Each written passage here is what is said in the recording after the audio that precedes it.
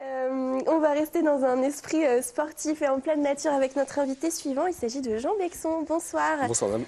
Bienvenue sur le plateau d'Accès Direct. Alors vous êtes chef de troupe pour les scouts d'Europe. Il faut savoir qu'on compte plus de 170 000 scouts en France, donc répartis dans 10 mouvements agréés jeunesse, éducation et sport. 30 millions de scouts dans le monde selon l'Organisation mondiale du mouvement scout. Vous êtes chef de troupe ici en Haute-Savoie. Quel est votre rôle? Alors moi je suis chef de troupe. Donc qu'est-ce qu'une troupe? C'est une trentaine de garçons qui sont partagés entre 4 ou 5 patrouilles. Une patrouille, c'est une équipe de 5 ou 6 garçons. Et mon rôle justement, c'est de coordonner tout ça et de faire vivre l'aventure scout dans la nature à ces garçons. Comme vous pouvez voir les images derrière, c'est un sujet que vous aviez tourné chez nos camarades de Chambéry, Scouts d'Europe aussi. Et ce sont des images de bivouac, de grands jeux, de randonnées dans la neige, dans la montagne, etc. Est-ce que le scoutisme séduit toujours aujourd'hui dans un monde hyper connecté? Comment on fait pour faire vivre les valeurs des scouts? Justement, c'est une question très intéressante parce qu'on nous dit souvent que le scoutisme est dépassé, que le scoutisme est ringard, que c'est démodé de porter un uniforme, que de lever le drapeau tous les matins au camp, c'est quelque chose qui est passéiste, etc.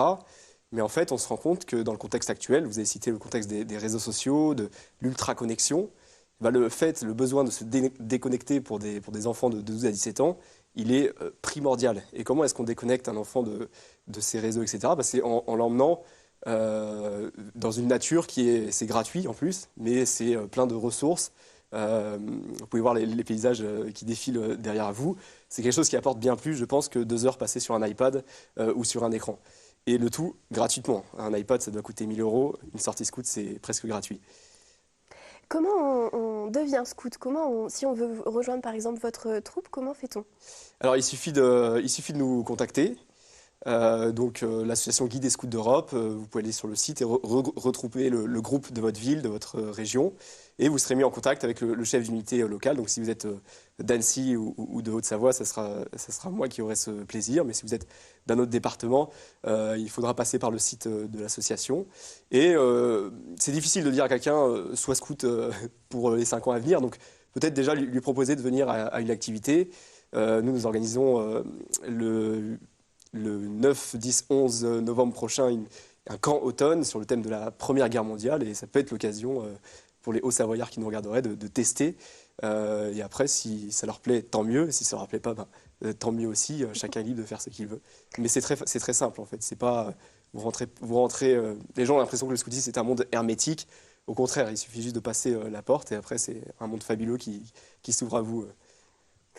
Vous avez évoqué quelques actions, quelques sorties. Comment se passe par exemple l'année d'un scout? Quel est le programme, les rendez-vous tout au long de l'année pour un jeune scout? Ça diffère de son âge, c'est-à-dire ils ont de 12 à 17 ans dans notre unité. Donc ils sont dans la même unité, ils sont dans une patrouille, dans cette équipe qui porte généralement le nom d'un animal pour renforcer l'esprit de corps.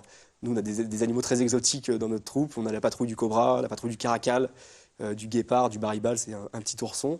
Et donc le petit de 12 ans va intégrer cette patrouille, un petit peu comme si vous connaissez Harry Potter qui intègre sa maison dans Poudlard. Et il va grandir petit à petit avec ça. Si le garçon a 15 ans, il sera plus à même de progresser encore plus rapidement. Et donc ce qui est très pratique, c'est que chacun à son niveau peut être accueilli finalement. Et durant l'année, il y a des activités. Donc j'évoquais le camp automne qui va se dérouler bientôt.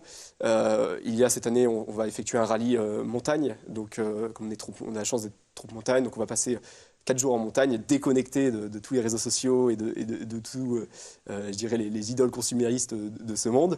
Et ensuite, vraiment, le projet phare de l'année, c'est le camp d'été, donc de 2 à 3 semaines, où là, dans la nature, les scouts vivent un temps vraiment beau, où ils sont dans cette équipe et où ils vivent dans la nature des aventures, que ce soit des grands jeux, que ce soit la cuisine sur le feu, que ce soit des veillées. Vous avez tous cette image forcément du scout chantant près d'un feu.